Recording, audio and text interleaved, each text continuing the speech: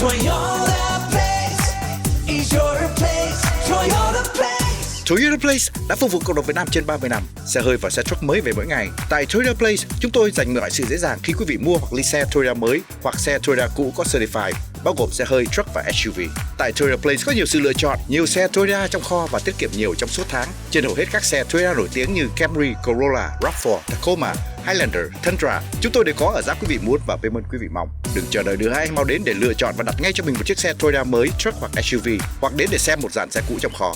Toyota Place là nơi để lựa chọn, tiết kiệm, payment thấp và dễ dàng tài trợ, tiết kiệm như chưa từng có trước đây. 4.99% tiền lời lên đến 60 tháng trên hầu hết các xe Toyota nổi tiếng như 2024-2025 RAV4 xăng và hybrid, Corolla xăng và hybrid và xe 2025 Camry hybrid mới nhất. Đừng trả giá quá cao cho chiếc Toyota kế tiếp của quý vị. Trước khi mua hãy tham khảo với chúng tôi ngay hôm nay để có giá đặc biệt ở số 1888 371 1155 và tiết kiệm. Toyota Place ngay sát Freeway 22 Exit Bookhurst, thành phố Garago trong vùng Liên Sài Gòn, hoặc vào trang mạng toyotaplace.com.